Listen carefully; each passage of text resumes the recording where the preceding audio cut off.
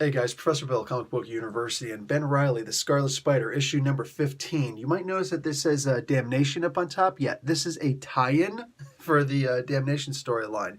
And there were two tie-ins that showed up this week. The other one is Doctor Strange, issue, 387? Yep. And anyway, with these, they're both tie-ins, but I would recommend, simply for the sake of conversation, to read the Scarlet Spider one first, because it doesn't say to read either first or second or whatever, but that's just my recommendation based on looking at them. This one ties in with Damnation issue number 2, which is the issue right previous to this. So anyway, Scarlet Spider, Ben Reilly, he's just hanging out, and he's like, what's going on? He comes back home and to the casino, and he sees that Aunt June isn't there anymore. So he goes upstairs to say, hey, what's going on? And that little girl that we saw in the previous issue of this comic, she's there, and she's like, oh yeah, we took her. We're part of the Gene Diocese. And he's like, Gene Diocese, wait, you mean the Black Marble thing? He's like, yeah. He went a little bit above and beyond. But listen, we kidnapped your girl and your aunt, and we'll give her back. But as soon as you go and rescue the and help out with what's going on, the Damnation event. So she gets there just in time before the Hotel Inferno by Mephisto shows up. So it rises up and it's like, what the heck is this? And, you're wondering what's going on. Well, they have an augur. They have a seer in the organization. So there's that. Anyway, we get to see Ben Reilly punch her. I can't tell you how ridiculous it is, but being able to see Ben Reilly just deck this little girl as hard as he did, there's something just so, I don't know, carnally interesting about that, man. That was pretty weird. She's just laying there, ow.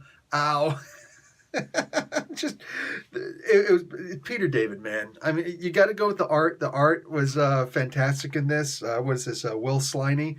But man, Peter David, dude knows how to write a story. Oh my God. Anyway, so we see something a little bit different in here. Mephisto is able to turn regular humans into demons. I didn't catch that in Damnation. I just saw that he was able to steal their souls and put them in money and gold and things like that. But I guess he's not necessarily... So I just assumed that the bodies, went like to hell or something. No, I guess that the bodies are actually just becoming demons. So I totally missed that. It's probably just me. But this was interesting. We get to see Ben, how he gets the cement truck and how he gets all armored up the way that he does. And it's pretty funny. He makes fun of a prepper, a serious prepper, but it's hard to make fun of a prepper when hell just arrived on Earth. I'm just saying. It's like he's trying to make fun of him. Sorry, your comments are completely moot, null, and void at this point because the apocalypse did happen. He was right.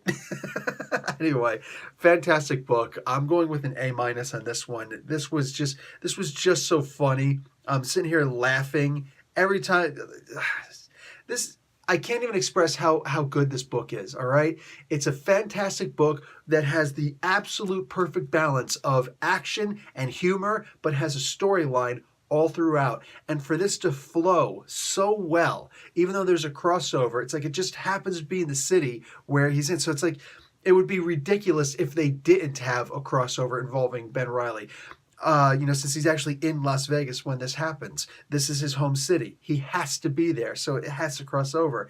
But the comic book is very aware of itself. Ben Reilly's like, dude, I sling webs and I stick to walls. What am I supposed to do against a horde of demons? It's perfect. So you can't find a fault in this. Anyway, guys, moving on. Professor Bill, Comic Book University. Class dismissed.